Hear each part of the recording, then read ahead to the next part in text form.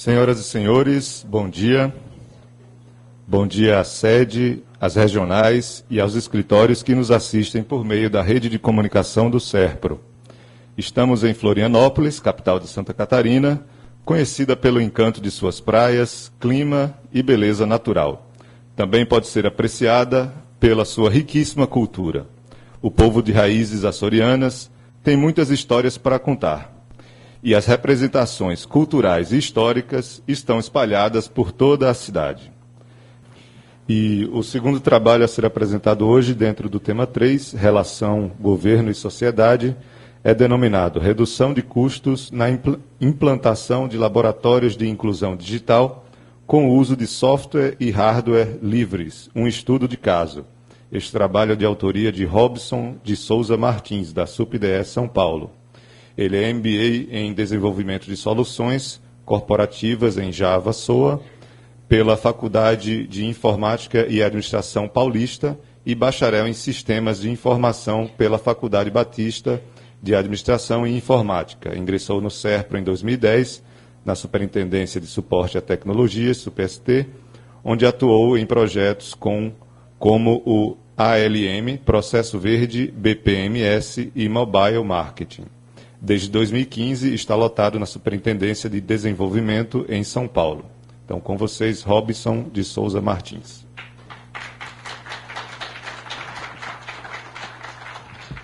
Bom dia a todos, a todas. Estaremos falando aqui de inclusão digital, algumas ferramentas, alguns conceitos nesse sentido, algo um pouco diferente do que a gente tem visto até o momento aqui.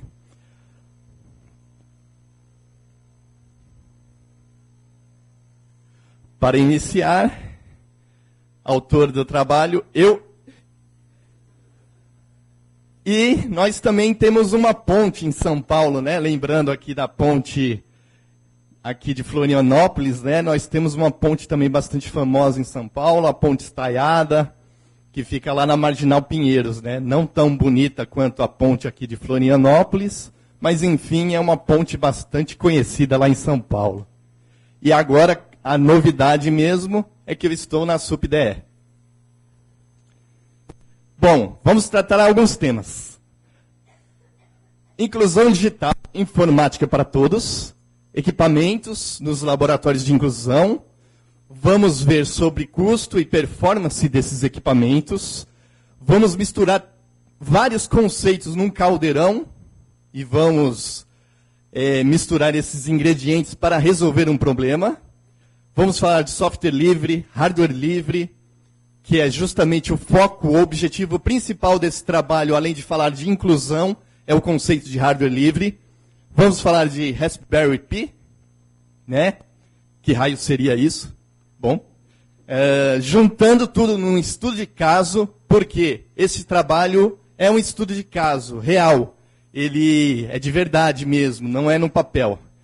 E conclusão e outras ideias legais aí que podem ser feitas a partir desse trabalho. Bom, inclusão digital. Informática para todos ou informática para todos?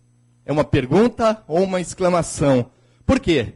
Porque a inclusão digital, existem várias iniciativas, até do próprio SERPRO, né? Para a implantação de laboratórios aí pelo Brasil, espalhado nas mais diversas localidades aí do Brasil, nas mais remotas localidades. Mas, normalmente, o que acontece? Laboratórios de inclusão digital, eles não recebem grandes investimentos, aporte de dinheiro para investimento nos equipamentos. Equipamentos de última geração, não. Ninguém acha equipamento de última geração lá em laboratórios de inclusão digital, não é mesmo? E o que acontece? Eu coloquei até uma foto de um laboratório ali, parece até meio antigo e tal, mas não é tão antigo não, essa foto aí é recente, por incrível que pareça, com esses monitores brancos, de tubo. Eu acho que muita gente aqui mais jovem fala, puxa, os monitores eram assim, nossa. Tinha até um protetor ali contra brilho, né? Brilho da luz ali na tela e tal. Né? Era assim, mas é assim hoje, ainda existem lugares assim. né? Então eu pergunto, será que os softwares modernos, softwares de hoje, será que eles rodariam nessas máquinas? Será que a inclusão seria completa nessas máquinas, nesses laboratórios que existem assim dessa forma? Será que eu poderia ensinar programação? Será que eu poderia ensinar edição de vídeo ou qualquer outra tarefa um pouco mais pesada em softwares modernos nesse tipo de laboratório? Será que isso seria possível? Essa é uma questão. Bom, que tipos de laboratórios, de equipamentos nós temos nos laboratórios? Normalmente um laboratório de inclusão digital, ele recebe doações de equipamentos ou via reciclagem de equipamentos, né? Normalmente ele não recebe equipamentos investidos ali novinhos em folha. Então o que acontece? Equipamentos obsoletos, computadores que já estão velhos, às vezes até com 10 anos de uso. Eles foram usados ali por 10 anos numa empresa e foram doados. Nós sabemos que muitos componentes eletrônicos, eles têm uma vida útil. Então, um computador com 10 anos de uso chega ali no laboratório para ser implantado na hora ali. E o que acontece? Ele já está com a sua vida útil comprometida. Então, é um custo baixo, por quê? De chegada, de implantação. Mas isso, ao longo do tempo, pode produzir custo de manutenção. Isso sem falar na deficiência de execução de softwares modernos, como eu acabei de citar. E aí, analisando custo e performance. Vamos fazer um jogo entre o custo e a performance dentro dos laboratórios de inclusão digital. É um placar de 0 a 0. Baixo custo, 0. De preferência, 0. Por quê? Porque normalmente não se investem em laboratórios de inclusão digital. Então, não há custos normalmente. E a performance disso? 0 também. Porque quanto menor o custo, menor a performance. Vão ser equipamentos doados, equipamentos antigos. Normalmente. É isso que acontece normalmente em laboratórios. Bom, nós vamos misturar vários ingredientes num caldeirão para solucionar esse problema, para trazer a inclusão digital a todos de uma forma irrestrita, digamos assim, rodando softwares modernos e atualizados. Vamos falar desses conceitos aí individualmente e eu vou dar destaque, como eu falei no início, ao hardware livre. Bom, software livre, mais do que consagrado. Não preciso falar de software livre muito aqui, né? Dentro do SERPRO. É uma coisa que todo mundo já conhece muito bem, já sabe dos seus benefícios, e especialmente em laboratórios de inclusão digital.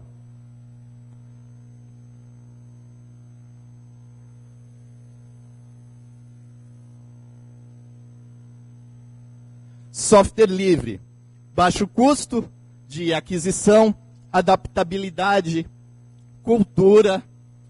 Você pode utilizar softwares poderosos em software livre, em sistemas operacionais livres. Você pode usar programação em diversas linguagens ali, nativo, na caixa, do software livre, sem precisar comprar compiladores, ferramentas de programação. Existem N vantagens, sem contar a cultura, a colaboração, as comunidades, a ideologia, tudo isso.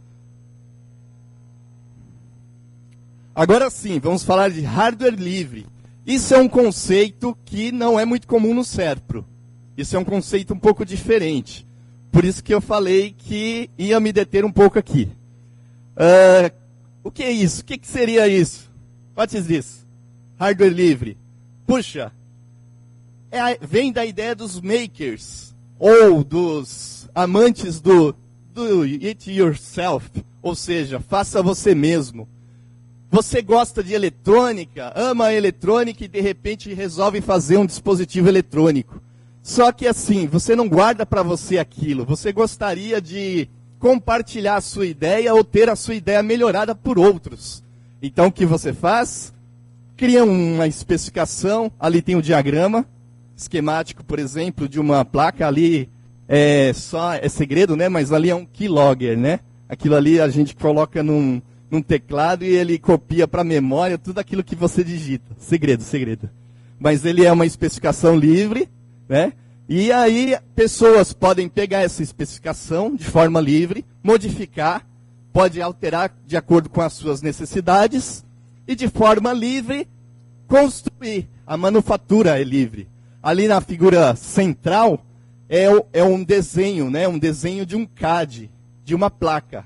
CAD é um software que assiste, né? de assistência para produzir uma placa de eletrônica. Existem CADs para outras finalidades, mas aqui nós estamos falando de eletrônica, né? Então ali aquela foto central é de um dispositivo MIDI, né? Para quem conhece instrumento musical deve conhecer esse tipo de coisa. Mas você é livre para fabricar aquele produto. Você não precisa ir numa loja comprar aquele produto. Você pode simplesmente construir ele da maneira que você quiser, até em casa. Olha lá a última figura. Produto de hardware livre. Aquela plaquinha ali, ela foi construída completamente em casa, né? Em métodos domésticos caseiros, né? E aquela pessoa construiu uma plaquinha ali, um leitor de cartões SD, né? Então, consegue ler o conteúdo de um cartão SD, né? E a pessoa construiu de forma artesanal, um amante da eletrônica, a partir de uma especificação livre. Então, isso é hardware livre. Você compartilha aquela sua ideia de produto de forma que as pessoas se utilizem dela, aprimorem e possam fabricar da maneira que acharem melhor, né? Independente de indústria, pode se fazer em casa ou não, ou você pode mandar uma indústria fazer sem ter que pagar direitos de uso para aquela patentes ou esse tipo de coisa ao criador daquela especificação. Bom, existe um exemplo de hardware livre bem sucedido, que é o Arduino. Muitos eu acho que já ouviram falar nesse treco aí, né? Ou, como dizem os mineiros, nesse trem aí, né? Uai. Bom, Arduino é uma das placas que foram criadas no sentido de ajudar quem não conhece a eletrônica muito bem, montar os seus próprios projetos eletrônicos. Então ele tem especificação de hardware livre, criaram um diagrama desse dispositivo aí, dessa placa. Só que assim, quem conhece eletrônica pode montar o seu Arduino, modificar ele, criaram várias variantes, né? Várias variantes ficou legal, né? Tem diversas variantes do Arduino, tipo pinguino, né? Arduinos de todos os jeitos possíveis, com sensores embutidos. Como o hardware é livre, você pode modificar à vontade e fazer o seu próprio. Agora, se você não entende muito de eletrônica, você quer implantar ele em alguma aplicação, você compra a placa pronta. Você é livre para comprar a placa de algum fornecedor, que pode ser qualquer um. Não necessariamente quem criou o Arduino, que é a fundação que criou. Porque é livre para que todos possam construir essa placa e montar. Bom, vamos falar agora do Raspberry Pi. Que raio seria isso? Ou, como dizem lá em Salvador, terra boa, né? Que diacho seria isso, maninha? Bom, para começar a falar de Raspberry Pi, tem que se falar de uma coisa chamada SoC, System on Chip.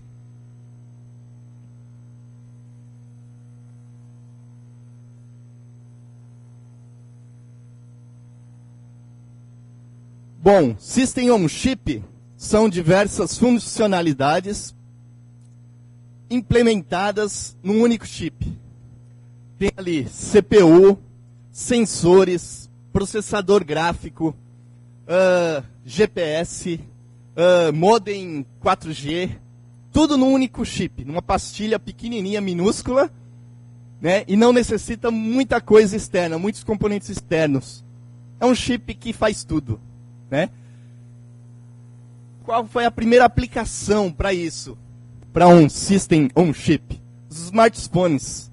Então, você tem um computador de mão, verdadeiramente ali, pequenininho, mas que tem N funções. Como isso é possível se antes você tinha computadores gigantescos, enormes, que valiam por uma calculadora, né? Então, é graças à miniaturização.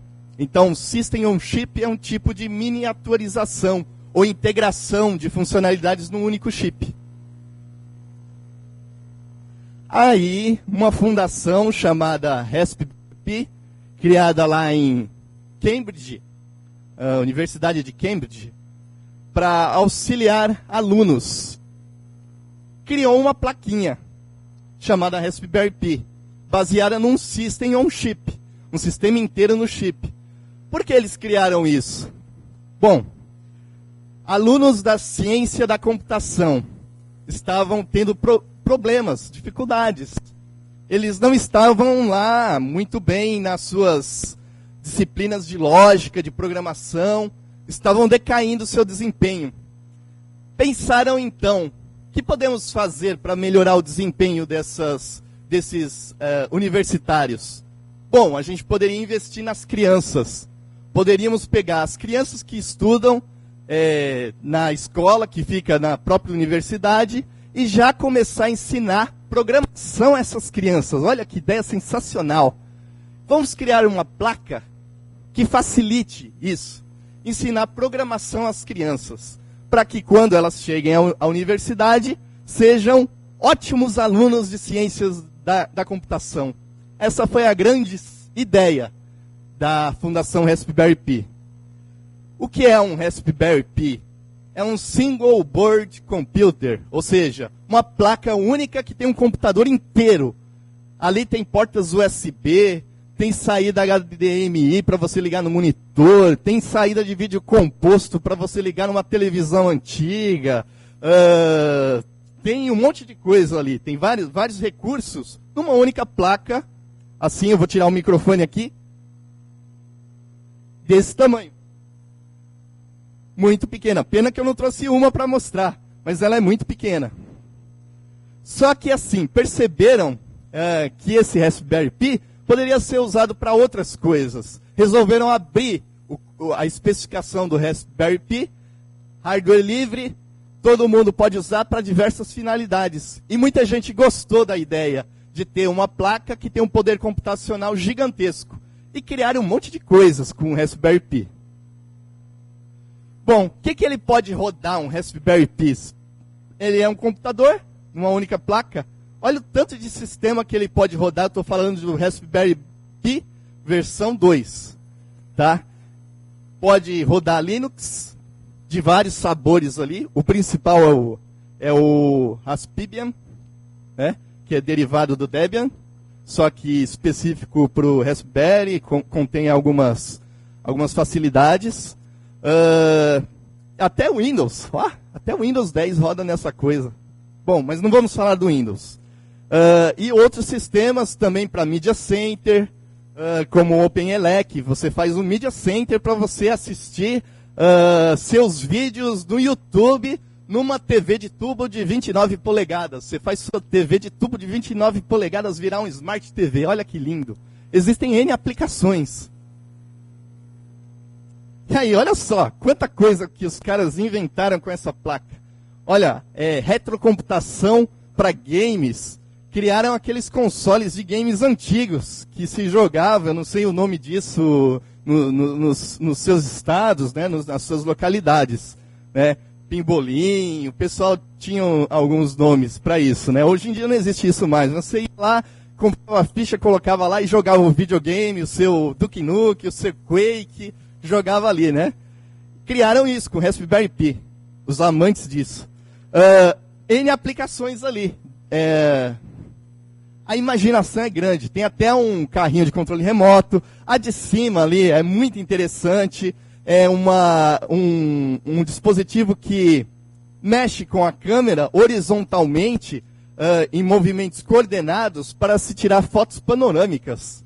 Então ele vai fotografando e movendo a câmera para depois você juntar as fotos e ter uma grande foto panorâmica. Um dispositivo que faz isso, feito com Raspberry Pi. O que mais? Um quadricóptero feito com Raspberry Pi, com câmera e tudo. Um notebook, um netbook feito com Raspberry Pi. Aplicações de touchscreen com Raspberry Pi. Ali no meio, ali embaixo, tem um cluster de Raspberry Pi com 24 Raspberry Pis ligados em cluster, num rack de Lego. Olha só, e o poder computacional grandioso ali. A outra do lado ali é uma outra aplicação de computador de bordo de automóveis. E mais o que a imaginação mandar. Imagina quantas aplicações existem. Não dá para mapear aqui. O pessoal realmente é criativo. Bom, vamos falar um pouquinho do estudo de caso. O estudo de caso tem a ver com inclusão digital. Qual o desafio? Criar um desktop com Raspberry Pi. É isso mesmo, um Raspberry Pi como um desktop, ligado a um monitor, teclado e mouse, e usar isso aí no laboratório de inclusão digital. Bom, alguns desafios. Conseguimos alguns monitores. Monitores com entrada DVI. Mas o Raspberry Pi não tem DVI, tem HDMI. Ah, fácil. Existe um adaptadorzinho que a gente encontra barato, faz essa tarefa, já era. Resolvido. Case para Raspberry Pi. Aquele case ali é uma peça de acrílico que a gente consegue parafusar ele atrás do monitor. Então, olha só, a aparência do desktop vai ser como se fosse um computador tudo em um. Vai ter só um monitor, um teclado e um mouse para o usuário, né? Ali o case fixado no fundo do monitor, né? A placa vai por cima e vem a outra parte do case e os parafusos. E ali na outra parte o desktop montado com Raspberry Pi já rodando já o Raspbian, que foi o sistema utilizado no estudo de caso. Bom, fizemos algumas comparações entre os sistemas para verificar o que o usuário achava. Foram feitos testes com alguns usuários. Usuários não muito avançados, que não conhecem muito bem a fundo informática, mas são usuários de computador. Foi colocado escondido deles o gabinete ou que computador que era. Eles só viram o monitor e o sistema. Foi utilizado Debian em todas as máquinas, menos o do Raspberry Pi, que foi utilizado o Raspbian, que é parecido com Debian, né? A experiência do sistema é praticamente a mesma. Bom, usamos um computador topo de linha primeiro, e aí os usuários acharam ótima experiência, assistiram vídeos, acessaram a internet. Nossa, um computador topo de linha que custa R$3.000, eu estou falando ali sem os periféricos, né? Sem os acessórios, só um custo dele. E o consumo energético de 125 watts só da CPU. Aí comparamos com um sistema mais comum aí em laboratórios de inclusão, que é um Atom, né? Um sistema da Intel, um processador da Intel, bem mais barato, R$600, consome 8,5 watts só a CPU, e o usuário achou horrível, horrível. Os usuários acharam muito lento mesmo, especialmente na hora de passar vídeos. Assistir um vídeo do YouTube era impraticável. E aí colocamos o Raspberry Pi 2. Para o usuário. O usuário achou bom, gostou. Na hora de assistir vídeo, ele achou excelente. Falou, nossa, parece igual o primeiro sistema, né? Muito bom, muito bom, muito bom. Em algumas tarefas ele achou um pouco lento. Mas olha o custo, R$180. E olha o consumo, R$4, ou 4 watts, a placa inteira, né? Então, uma diferença grande de consumo e de custo. Bom, o que a gente pode concluir? Que existem vantagens de se utilizar um desktop com Raspberry Pi. A principal é que eu tenho algum desempenho muito bom, melhor do que as máquinas antigas, normalmente doadas para laboratórios de inclusão, né? As dimensões são pequenas, consumo de energia pequeno, não faz barulho porque não tem ventiladores, né, na placa. Tem algumas desvantagens. Puxa, desvantagem o desempenho não é tão bom que nem o sistema topo de linha, aquele sistema de R$3.000, não é rápido que nem ele, né? Ele não tem tantas portas USB, o modelo 2 só tem 4 portas, o que precisar de mais precisa de um hub USB. Não tem Wi-Fi embutido, precisa de um adaptador Wi-Fi se quiser rede Wi-Fi, e a placa não é fabricada no Brasil, infelizmente, precisa ser importada. No laboratório de inclusão digital, baixo custo de implantação e depois de manutenção, porque a placa é barata, pode ser trocada facilmente. O uso de software livre, sensacional. Muitas aplicações modernas, porque o sistema é recente, é novo, de todo tipo de variedade de aplicações. A programação pode ser ensinada, por exemplo, em qualquer linguagem, C, C++, Python. Eu dou aula de C e C++ nesse laboratório, inclusive, né, para crianças, de graça, comunidade, para comunidade, aberta à comunidade, sem apoio de ninguém, financeiramente. E estação de trabalho está em rede. Então, tudo isso no laboratório está em rede. Outras ideias legais, viagem aqui. Poderia ser fabricado no Brasil, que diminuiria o custo. Hardware livre, foi o que eu quis enfatizar aqui. Disseminar a cultura de hardware livre para resolver as aplicações. Internet das coisas, pode ser utilizado o Raspberry Pi para resolver diversos problemas na sociedade. Mais internet das coisas para resolver problemas da sociedade. Placas educacionais para as crianças, que é a ideia original do Raspberry Pi. Poderíamos ter isso no Brasil, por que não?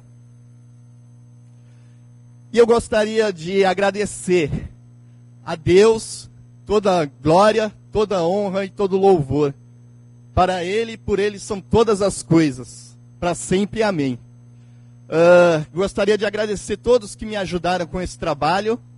E eu vou deixar os demais agradecimentos, as menções aos nomes das pessoas, para o momento depois da premiação. Então, pessoal que está me assistindo, depois da premiação, eu cito seus nomes. Ali está o meu site, quem quiser entrar, tem muito hardware livre lá, ok? Obrigado a todos.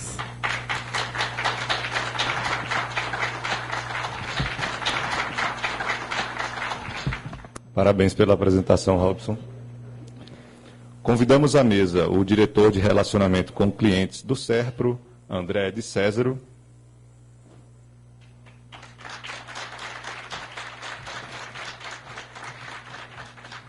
Ele, neste ato, recebe o jurado externo, professor doutor Marcelo Beckert Zappellini.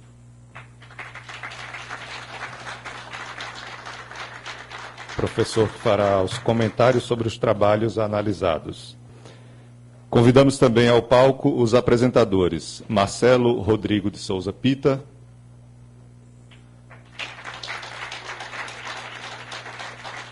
Robson de Souza Martins e Amaury Duarte da Silva. Podem tomar seus lugares à mesa.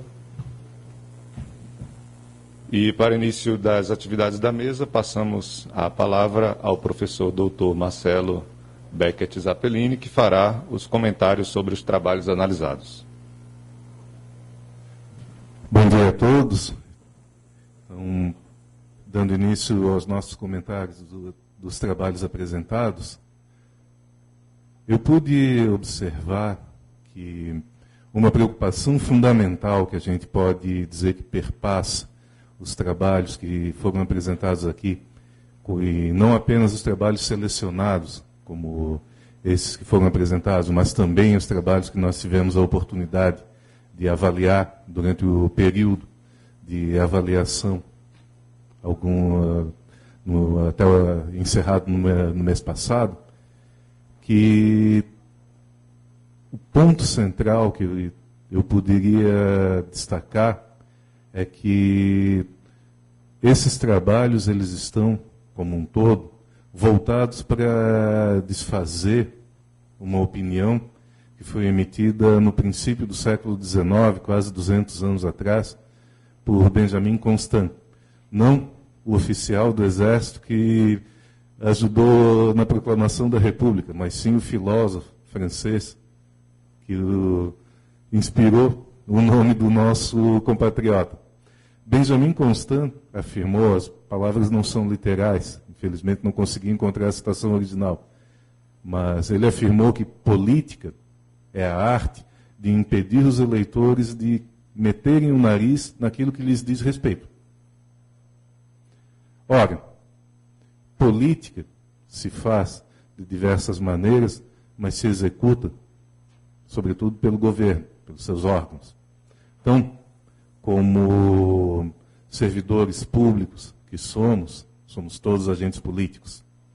E nossa função é justamente, penso eu, contrapor-se a essa ideia. Porque acredito que nós vivemos num mundo em que nós já não podemos, em hipótese alguma, subscrever essa ideia. Então, o que eu pude perceber aqui,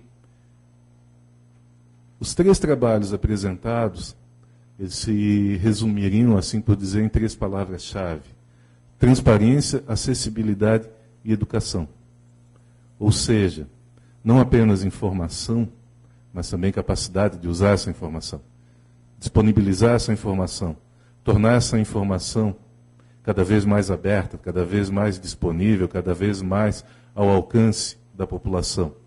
Não apenas da população, assim por dizer, normal, não é a expressão adequada, mas também aquela população que, por questões diversas, por problemas diversos, não tem as mesmas facilidades que nós temos. E que é uma função que a gente pode afirmar que está se tornando cada vez mais necessária. Conhecemos, por exemplo, o programa Brasil Acessível, mas não conhecemos não temos a divulgação adequada desse programa, não temos a educação adequada desse programa. Vemos aqui a preocupação em disponibilizar tecnologia de informação, acesso à tecnologia de informação, a uma população que normalmente não teria esse acesso. É uma questão louvável, é uma questão fundamental. Laboratórios de inclusão digital são essenciais para que a gente possa promover não apenas a divulgação da informação, não apenas a inclusão dessas pessoas, mas também a disseminação de um conhecimento fundamental para que a gente possa exercer a cidadania. No trabalho do Marcelo, especificamente, me chamou muito a atenção, desde o primeiro momento, a sua preocupação em dar transparência às questões das compras governamentais. E também de facilitar a análise dos fornecedores nessa aquisição. Quando ele estava apresentando, inclusive, me veio à cabeça uma ideia que, no momento da leitura do trabalho, eu não pensei nisso aí. Mas quando ele estava falando, por exemplo, na questão dos cartéis entre os fornecedores, eu me lembrei de algo que a gente aprende no curso de economia, que é a teoria dos jogos. Quando nós trabalhamos com teoria dos jogos, nós trabalhamos com um comportamento não apenas de competição, mas também comportamento de colaboração. Colaboração não tem nada de errado. Agora, quando a colaboração se dá para fazer alguma coisa errada, como se trata do cartel, aí a história muda completamente de figura. Colusão entre firmas para assambarcar um mercado, para determinar um preço, é um problema que nós temos que enfrentar, e no caso do governo, é um problema duplo. Porque se uma empresa privada gasta mais do que ela deveria com seus fornecedores, quem paga por esse preço são os seus consumidores diretos, os compradores dos seus bens e serviços. Agora, se o governo cai numa situação desse tipo, nós enfrentamos o problema duplo. De primeiro lugar, nós termos o governo sendo ineficiente no uso do recurso financeiro, e, em segundo lugar, todo gasto a mais representa orçamento a menos para ser dedicado às outras atividades, às outras tarefas que o governo tem que cumprir. Vendo o trabalho do Robson e percebendo o quanto ele destacou a economia de custos que isso pode, que a adoção do Raspberry pode trazer, eu fiquei pensando, as soluções, na verdade, elas existem, as soluções elas estão disponíveis. Vocês que trabalham com a tecnologia de informação sabem disso melhor do que eu. Às vezes, realmente, o que nos falta é ter o acesso às informações sobre essas tecnologias e podermos então utilizá-las como elas podem ser utilizadas. E aí, nesse caso específico, nós imaginamos, se nós podemos realmente economizar custos, oferecer a inclusão digital com eficiência, isso significa, em primeiro lugar, que nós podemos levar esses laboratórios a um número cada vez maior de pessoas.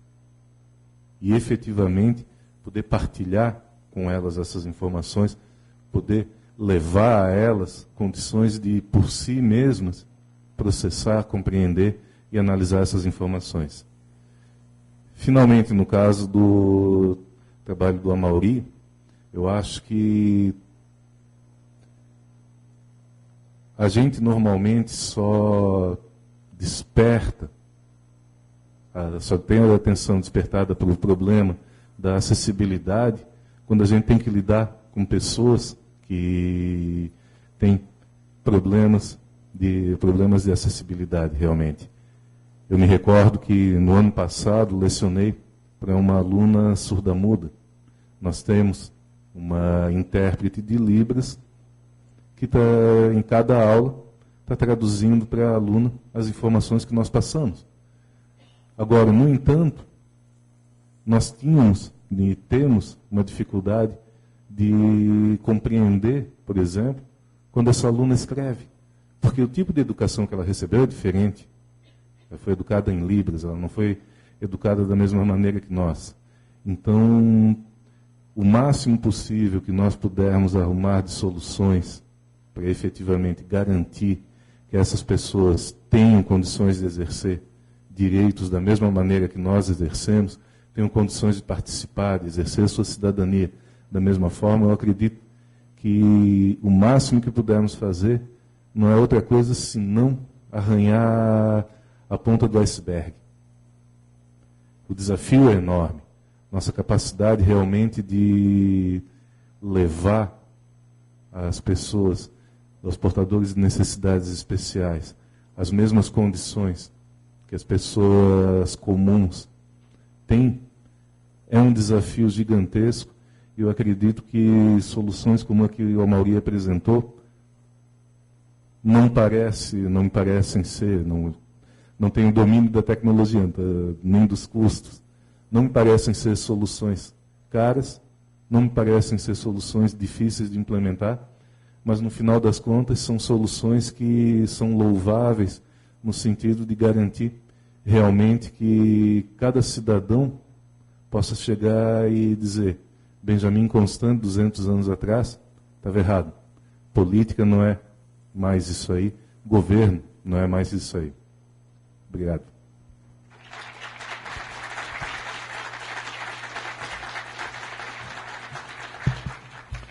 Passamos a palavra ao diretor de Relacionamento com Clientes, André de Césaro, para início do debate. Bom dia a todos, colegas, ao professor Marcelo, aos colegas que apresentaram trabalho, brilhantes trabalhos. Eu queria não dedicar tanto tempo e abrir logo para o debate, para a gente discutir, mas queria enaltecer 3 conceitos que foram, de uma certa forma, falados, que eu acho que são importantes. A questão nos trabalhos, né? Reforçar os aspectos de inovação, que é algo que a gente vem discutindo bastante como necessidade, é o nosso core do SERP, está sempre inovando, não só com questões voltadas meramente à tecnologia, mas, como bem destacado pelo professor, vai muito além de tecnologia, vai a comportamento, vai a questões de ética, de respeito, e os 3 trabalhos eu acho que trouxeram essa abordagem de uma forma bastante completa, né? Eu fico impressionado como é que num tempo tão curto consegue se apresentar algo que tenha a sua fundamentação, a sua ideia do que seja a motivação, como é que ele foi elaborado e como é que isso traz hoje, em termos, para nós é muito importante do SERP, sempre como até a questão de novos negócios para a empresa. Então, eu queria destacar isso, eu achei bastante importante. Para abrir os debates, para a gente conversar e deixar vocês perguntar, eu queria fazer uma pergunta já para os 3, que de uma certa forma o professor Marcelo colocou, e é sempre importante numa abordagem, quando se apresenta algo tão rico, e que para nós, em termos da relação governo-sociedade, tão precioso, com relação a tempo e custo, né? Eu queria só escutar um pouco dos três, como é que eles perceberam, claro que não tem algo talvez tão calculado, tão preciso, ou até pode ser que seja, mas eu queria que ele passasse uma noção para nós com relação ao tempo, participantes, como é que isso foi realmente planejado em termos de execução, qual é o esforço que se teve, qual foi a infraestrutura dedicada, para a gente tentar visualizar um pouquinho o que é, o que está por trás desses trabalhos, né? E com relação a custo, claro que se não tem o custo apurado totalmente preciso, mas nessa linha de raciocínio que o professor fez, né? Hoje é um discurso no governo, que muito mais que um discurso, uma necessidade, uma questão do momento que a gente está passando. Fazer mais com o mesmo ou fazer mais com menos é sempre bem-vindo. E trazendo um resultado de qualificação na questão governo e sociedade, para nós é um valor que é até obrigatório para o SERPRO. Então eu queria começar os debates por aí, escutando um pouquinho dos três, como é que eles têm essa avaliação de tempo, como é que foi o planejamento dos trabalhos e a ideia deles com relação ao custo.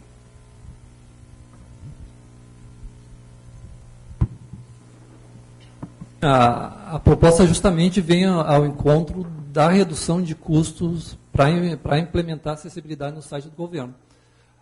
Provavelmente a gente vai ter um custo inicial no desenvolvimento das ferramentas, que eu só fiz protótipos ali, né? Mas, devido assim, aquele dado CGI.br, são 6 milhões e poucas páginas sem acessibilidade, dividido o custo por isso aí, muitas outras implementações, que a proposta pode ser utilizada também com sucesso em desenvolvimentos novos, né? Esse custo vai se diluir facilmente. O objetivo era esse. Sempre quando tiver alguma proposta que seja cara, que tenha um custo elevado, a gente não consegue a implementação dela. Nesse caso, como a gente vai ter redução de custo na implementação, na refatoração dos sites, né, eu acredito na viabilidade, né, que seja comprada realmente a ideia, né, porque eu acho importantíssimo a acessibilidade. Alô. Bom, primeiramente eu acho que o custo é relativo ao conhecimento que você tem para realizar a coisa, né? A gente já tem lá em Belo Horizonte digamos assim, um centro de competências em análise de dados. Então a gente já tem assim já fez muita coisa, né? Já trabalhou em vários contextos aí diferentes para análise, com técnicas de machine learning e ciências de dados de uma maneira geral. Então o custo técnico o custo meramente técnico para se pensar na solução, ele é baixo, uma vez que a gente já tem esse conhecimento. Eu acho que a coisa que é mais custosa é justamente a disponibilidade de dados, dado que a gente está falando aqui de análise sobre dados, né? A disponibilidade de dados que dão a oportunidade para fazer alguma coisa. Eu vi um paper recentemente aí publicado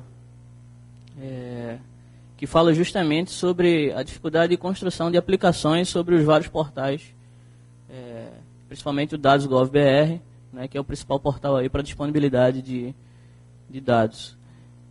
E tem justamente a ver com isso. Quer dizer, como é que a sociedade, não apenas o SERPRO, né, como é que a sociedade constrói aplicações sobre esses conjuntos, se você não tem algumas garantias dadas já, né, como, por exemplo, atualização periódica dos dados, a própria disponibilidade, o conjunto de datasets é baixo. Então, eu acho que conhecimento no SERPRO existe, o custo foi pago já, digamos assim, né? Nós nos formamos e nos capacitamos para realizar a questão técnica, e existe essa dificuldade de você basear a técnica em cima de coisas que são imprevisíveis, digamos assim. Agora, outro custo que merece não ser deixado mais de lado é o custo de entendimento do negócio. Apesar de eu ter feito aqui um trabalho e de já ter descoberto algumas invariantes e ter dado algum resultado legal, ter conhecimento mais profundo sobre o negócio, quer dizer, aproximar mais o pessoal que conhece realmente, né, do assunto para realizar as coisas, eu acho que é essencial. Isso entra em um outro assunto, que é como se constitui equipes de ciências de dados.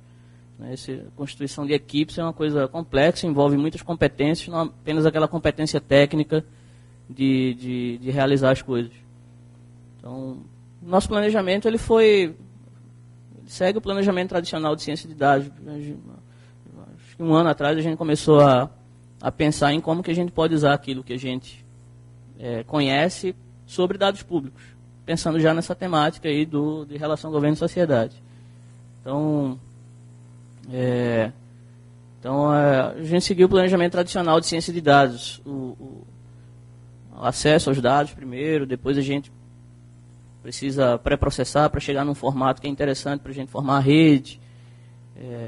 Então já existe um processo mapeado para isso, a gente seguiu ele muito bem.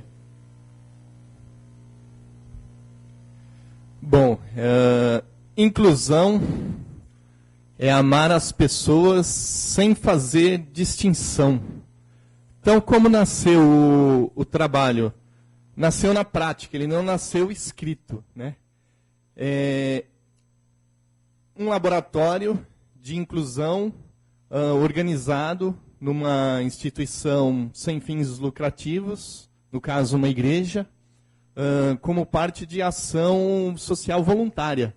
O que eu posso fazer para amar as pessoas? Como eu posso voluntariamente servir as pessoas da comunidade com um dom? Puxa, eu sou técnico eletrônico, né? E tenho conhecimentos em eletrônica, em informática. E um dos sonhos que sempre tive foi o de trazer a tecnologia para a comunidade, né? Já que eu estou inserido no meio da tecnologia como um amante da tecnologia, né? Desde muito pequeno. Então, esse laboratório nasceu assim, dessa forma, com doação mesmo dos Raspberries. Eles foram importados, 5 Raspberries, 4 estações de trabalho, uma para o professor, instrutor. Os monitores LCD a gente conseguiu por doação, pessoas doaram monitores, iam trocar de monitores LCD, por exemplo, por LED, monitores um pouco maiores, e de repente tinha um monitor encostado e a gente conseguiu uma doação de monitores, né? E monitores LCD. A gente fez questão de que não fossem monitores muito antigos também, para não ter problema com manutenção. Teclado e mouse, custo quase zero, né? Baratíssimo isso. Implantação de rede, muito barato. Cabeado, optamos por não fazer via Wi-Fi. Fizemos via cabo, com 4 máquinas mais uma, 5 máquinas ao todo. As aulas são dadas voluntariamente. Então, cada um dispõe uma parte do seu tempo, mesmo, dedicação, para estar ali dando aulas para as pessoas. Mas eu acho que a dedicação maior e a alegria é de ver as pessoas ali querendo aprender.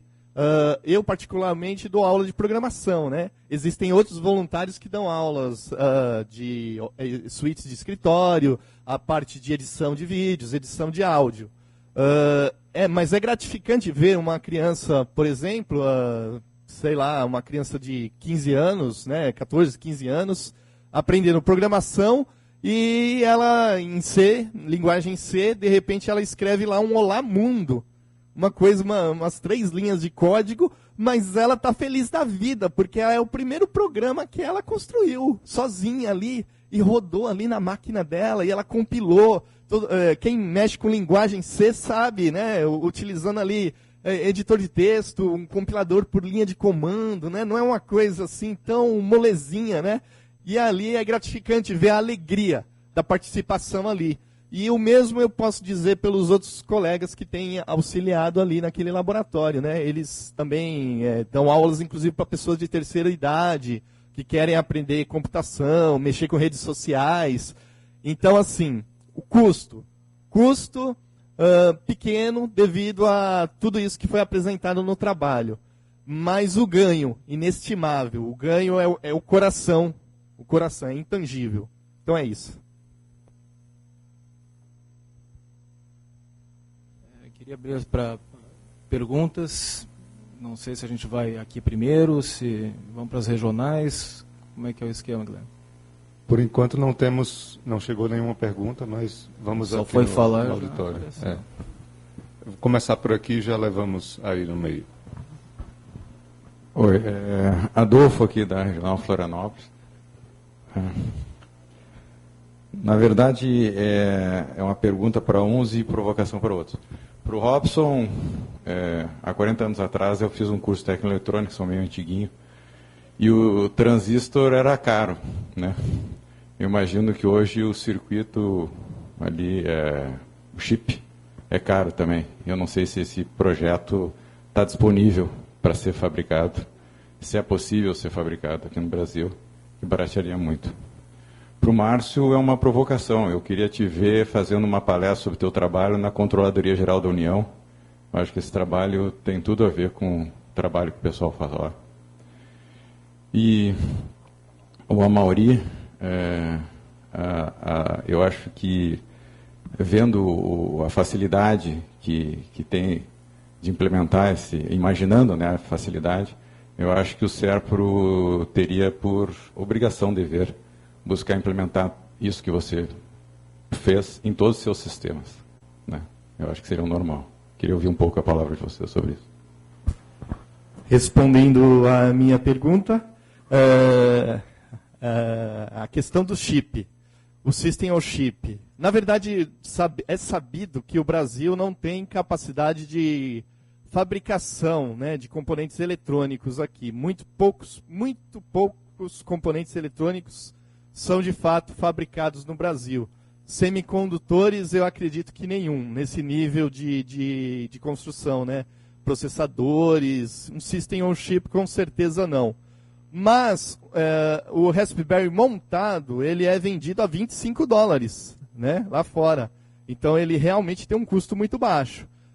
Uma das soluções seria a montagem dele no Brasil.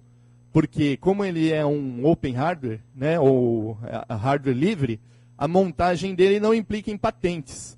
Então o Brasil poderia montar essa placa aqui, por exemplo, na Zona Franca de Manaus. Eu estou citando um exemplo, como fazem as fábricas de eletroeletrônicos. Trazem os semicondutores para cá em escala considerável, a um custo melhor por causa da escala, e fabricam, montam aqui as placas. Podem fabricar até os circuitos impressos mesmo, isso tem no Brasil, e fazem a montagem aqui, o que já baratearia muito o custo de importação de peças individuais.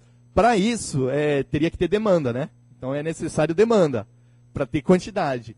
E aí entra a disseminação do uso desse tipo de solução, tanto do hardware livre como do IoT, né? Ou Internet das Coisas, a utilização do Raspberry em diversas outras soluções aí pelo Brasil. É isso. Bom, Adolfo. Alô. Respondendo em nome do Márcio, que você falou aí. Sou Marcelo, mas... deixa eu te falar. A gente já tem até contato com alguns clientes, por exemplo, o COAF, ele demandou um curso, por exemplo, de análise de dados para a sua FJ. E aí a gente participa com instrutoria e já tem até um certo contato com eles. CGU, eu sei que eles têm já tem algum trabalho em cima de grafos, já trabalham com análise de rede social, pensando aí em participação societária em empresas. E a ideia é você entender como é que está essa distribuição de sócios por empresas, tentar inferir ali se tem algum tipo de influência, né? Se tem várias empresas com o mesmo sócio, será que elas têm uma ação combinada ali devido a essa interseção de sócios? Então, ele já tem algum conhecimento nesse sentido, mas seria bom sempre reforçar esse tipo de coisa, né? Ainda mais porque é outro tipo de aplicação também. Mas vale a pena sim. Acho que esse tipo de coisa tem que ser cada vez mais conhecido pelos órgãos de controle do Brasil, para que a tecnologia esteja a serviço, né? Bom, não sei se eu respondi bem em nome do Márcio, mas... Tô brincando. Aham, tá bom. Bom, Adolfo, assim, ó, a questão de implementação, quando eu consigo fazer, porque é muito fácil de fazer. Então, é plenamente viável fazer no CELP essa implementação. Agora, a ideia principal, claro, algum investimento tem que ter, porque são protótipos, né? Mas a ideia principal é difundir a cultura da acessibilidade no CELP, que inclusive no planejamento estratégico desse ano já prevê acessibilidade, né? Eu pensei nisso antes de ver o planejamento estratégico, então não tive influência inicialmente, né? Mas assim a gente vê como eu pensei sobre aquela rampa de acessibilidade, aquele piso podotátil, aquela questão. Quando a gente não vive aquela realidade, a gente só pensa na nossa, né? Ou seja, a gente não faz aquilo que a gente não precisa, né? E eu acho que isso aí tem que ser fortemente divulgado entre os implementadores do SERPRO, os desenvolvedores, essa questão da acessibilidade, para que eles vejam que outras pessoas necessitam, né? Que a gente não está pensando só nos sites que realmente está em produção agora, né? Como também nos futuros sites que vão ser colocados no ar, nas aplicações, né, que devem ter acessibilidade. A gente não pode recuperar o antigo e deixar o novo cometer o mesmo erro, né? Lembrando que assim, a acessibilidade no SERPRO ainda é bem tratada em relação à iniciativa privada, que eu particularmente não vejo nenhuma acessibilidade na maioria dos sites que eu entro, né? Eu fico apavorado quando eu entro, eu tento avaliar a acessibilidade em outros sites assim, e que é terrível, né? Uma coisa que eu não falei, só para lembrar agora, eu mostrei o número de deficientes, né, pessoas com deficiência, ali 24% da população, e talvez por isso que não tenha consciência plena de acessibilidade, né, a gente normalmente não vê esses 24% na rua, né, e justamente o problema é da acessibilidade. As pessoas não saem à rua porque não tem acessibilidade, não tem uma calçada para andar corretamente, muito menos com um piso podotátil, né, e tem aquelas que enganam, que é para tentar machucar alguém, né?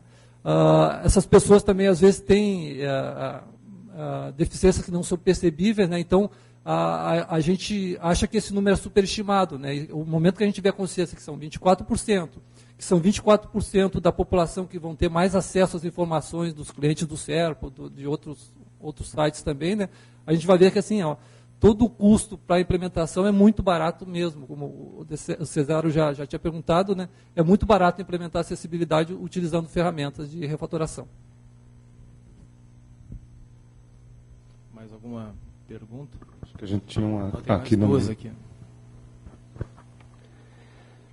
Parabéns, pessoal. As palestras foram fantásticas. Eu queria fazer uma pergunta para o Marcelo.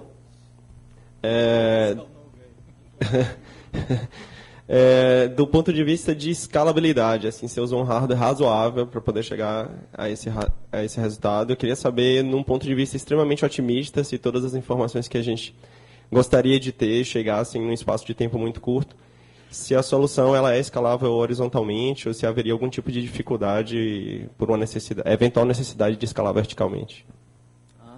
Sim.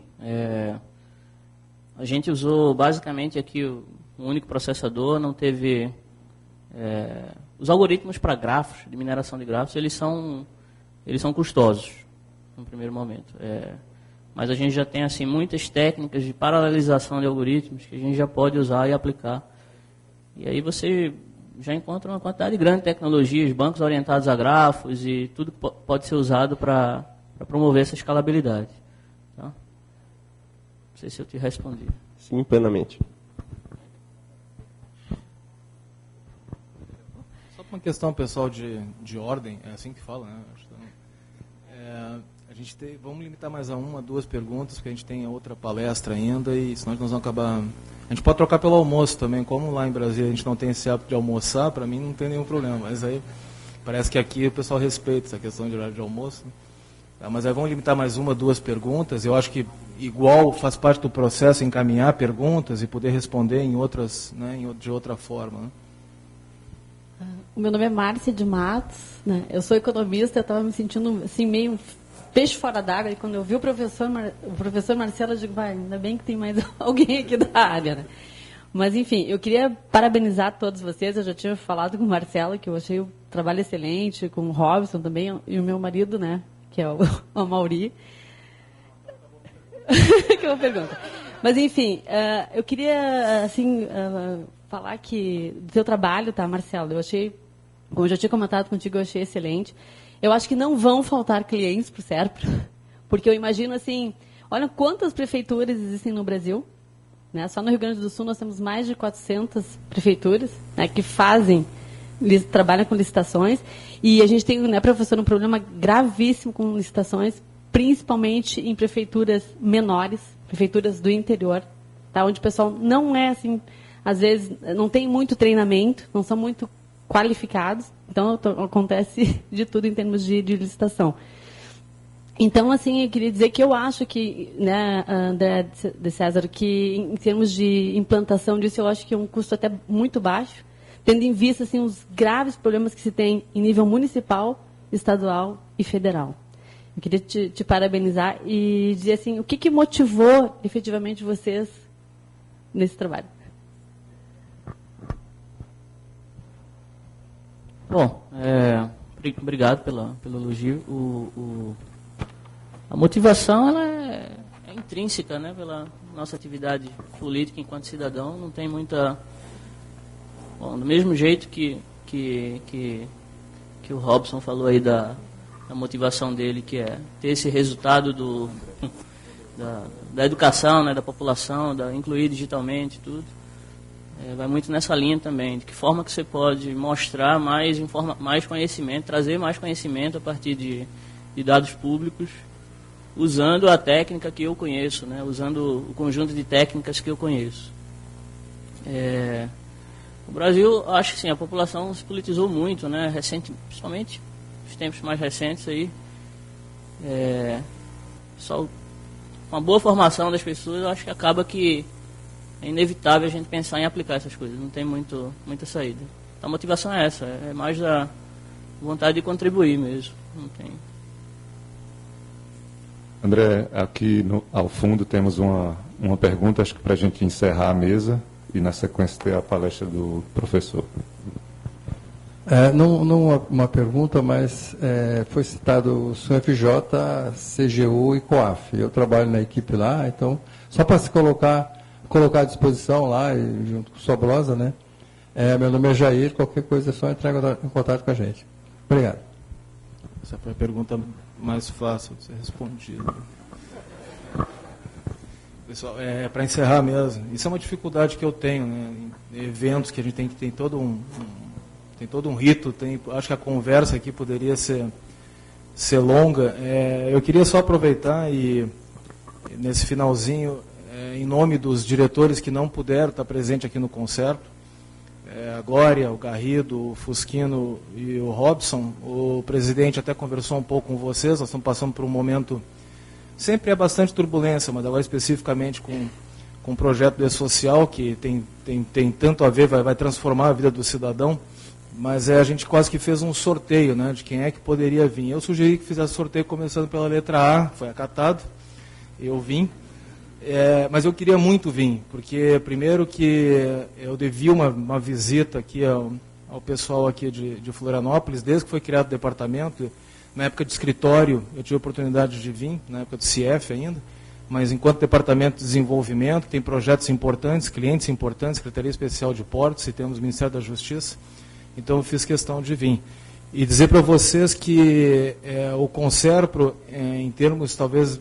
Claro que vocês têm noção da importância, e até quando isso foi discutido em se manter o conceito, no momento que a gente está com alguma, digamos assim, uma situação no país um pouco diferente financeira, isso aqui é um momento fundamental, além da questão do entrosamento, da gente poder estar aqui junto, e eu não queria passar pela diretoria, estar como diretor é algo que pode ser muito rápido, né?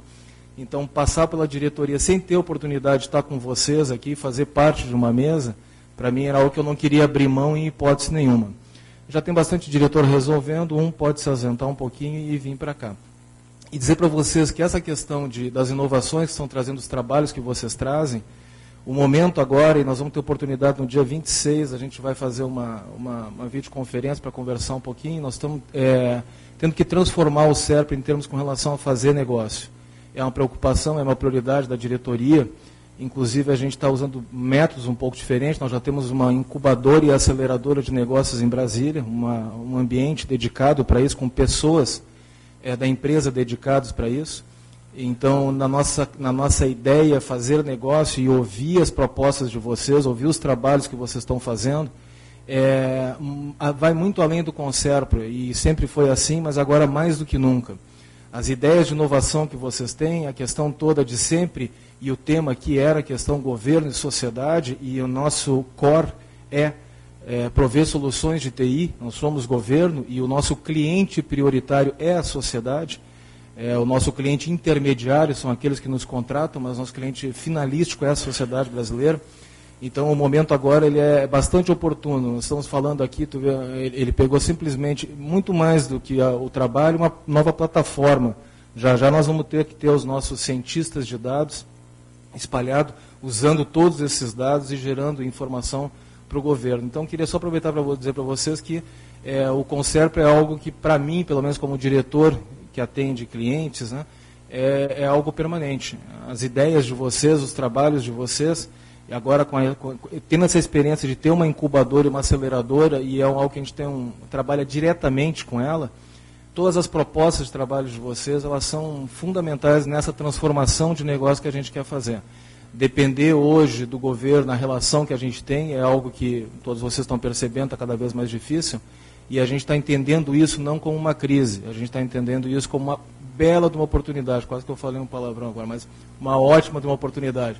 A gente está muito entusiasmado e gostando muito da transformação que a gente está fazendo, começando por Brasília, e sempre lembrando, aqui tem pessoas de desenvolvimento, tem pessoas de área de negócio, tem pessoas de área de infraestrutura, e para mim isso é um aprendizado que eu tive no CERP e carrego comigo, assim, todo mundo nessa empresa tem que estar preocupado em fazer negócio na empresa.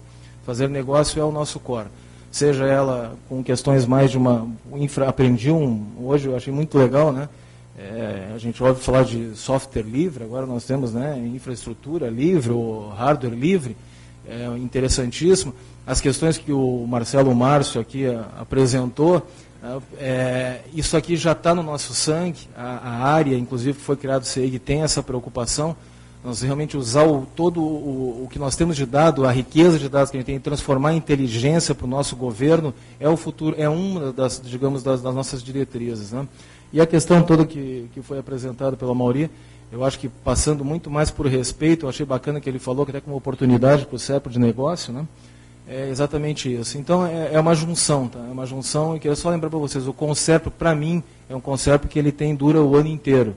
E que a gente tem um tempo dedicado aqui, fazer uma seleção e transformar. Dizer que eu estou muito feliz de estar aqui, sou gaúcho, não sei se vocês perceberam pelo sotaque, apesar de morar, né, 20 anos em Brasília, mas desde muito pequeno eu venho para Florianópolis, né, aqui é como se fosse, a gente consegue misturar o lazer e agora um pouco de trabalho. Né? Dizer que eu estou muito feliz aqui, muito boa essa oportunidade de ficar com vocês. Muito obrigado.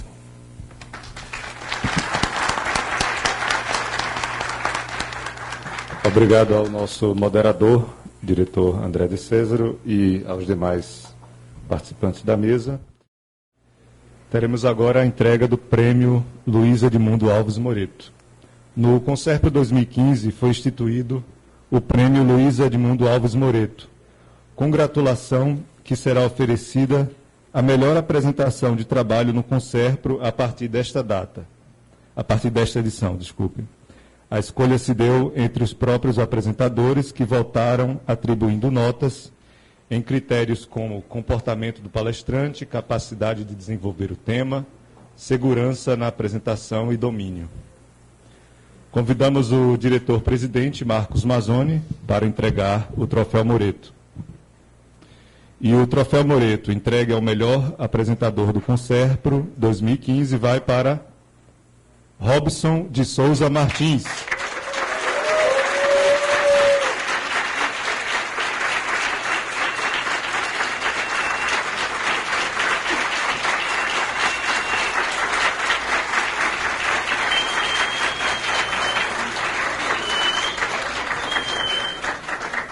Ele apresentou o trabalho no tema 3, Relação Governo e Sociedade.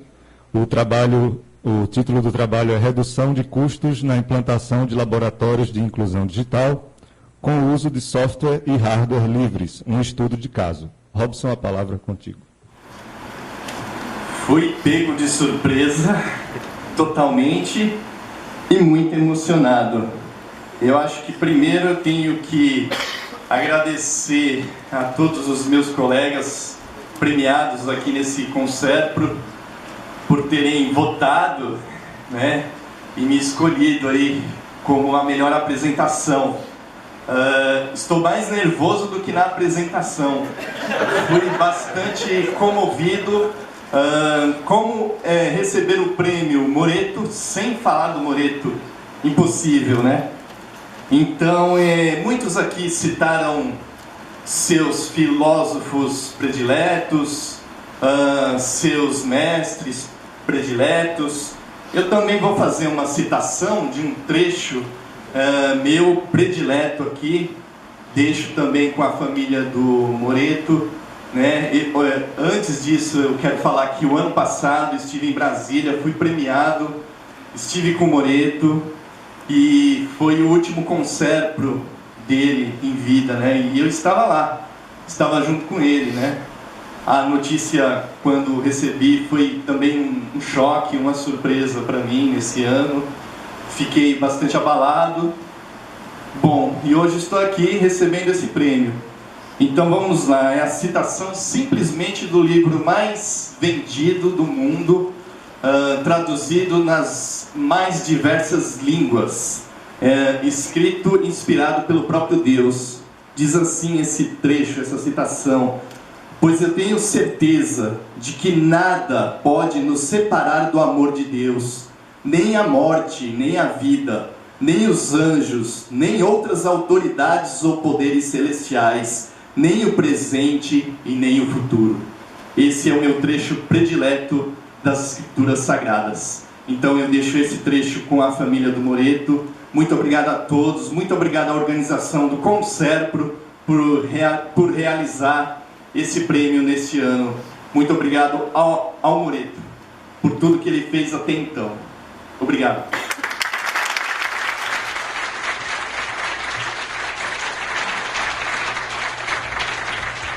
Convidamos o gerente da SUPGP em Florianópolis, Diego Halp, para entregar os prêmios ao terceiro lugar do tema 3. E o trabalho premiado é redução de custos na implantação de laboratórios de inclusão digital com o uso de software e hardware livres. Um estudo de caso, de autoria de Robson de Souza Martins, da SUPDE São Paulo.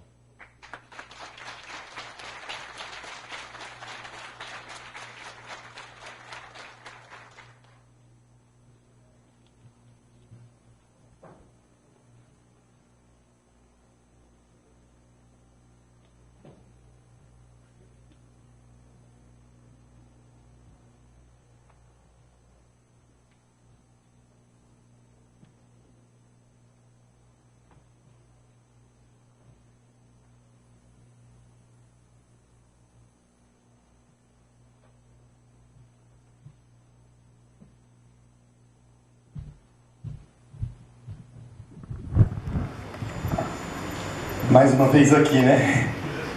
Bom, a Deus toda a glória, toda a honra e todo o louvor. Eu quero agradecer a Unise por estar mais uma vez organizando este Conserpro, agora aqui, 2015, Florianópolis. Quero agradecer a coordenação do Conserpro aqui em Florianópolis, que atuou muito bem para que esse evento acontecesse aqui nesse local, né, nesse auditório, mas com todo o engajamento da regional. Também gostaria de agradecer os colegas da regional Florianópolis, que estiveram junto conosco nos nossos passeios pela cidade, nas nossas caronas solidárias e nas nossas novas amizades. Gostaria também de agradecer a Unise, em São Paulo, especialmente Silvia Satalino, Rose Lopes, que tem me apoiado bastante lá em São Paulo a respeito do Conserpro. Essa é a terceira vez que participo, que sou premiado no Conserpro.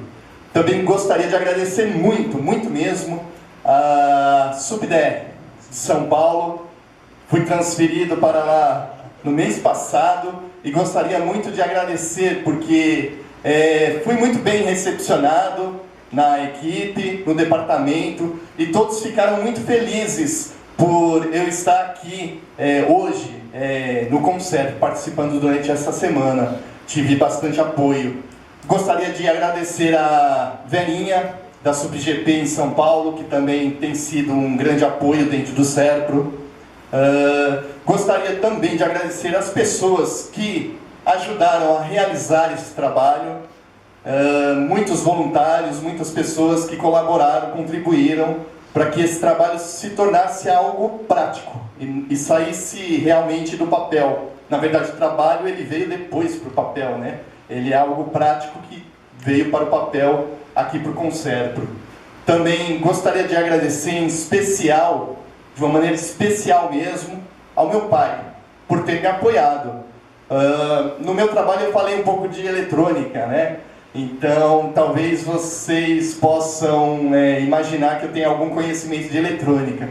Com 10 anos de idade, eu, criança, observava meu tio consertando televisão. E eu falei para o meu pai, tem uma revista de eletrônica na banca, eu com 10 anos, criança, compra essa revista para mim, pai, que eu quero aprender eletrônica, eu quero fazer isso que meu tio faz. Ele abria a televisão e consertava lá, eu quero fazer isso.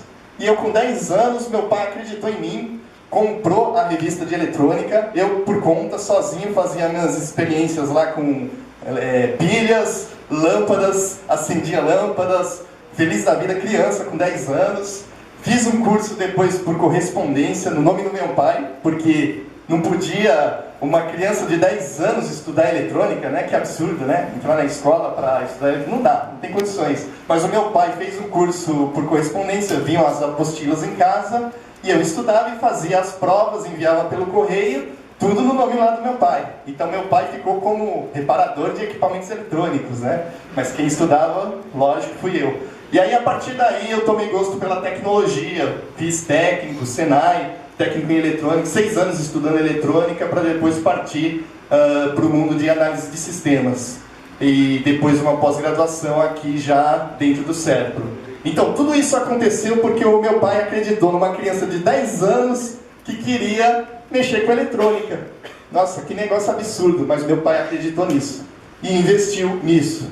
Então é um agradecimento especial de hoje. Não preciso nem mencionar mais aqui o Moreto, porque já falamos bastante dele, é inegável a sua participação, a criação desse congresso e tudo que ele fez e continua fazendo sim pelo congresso, tudo que ele deixou aqui para nós que estamos vivenciando até o dia de hoje. Então, eu tenho a agradecer a todos que estão aqui presentes, aos meus colegas que foram premiados também, a todo o público, ao auditório, todos que estão assistindo também nas regionais, que deixaram seus postos de trabalho para assistir ao Conserpro, todos que acreditam na inovação dentro do Serpro. Esse é o meu agradecimento. Obrigado.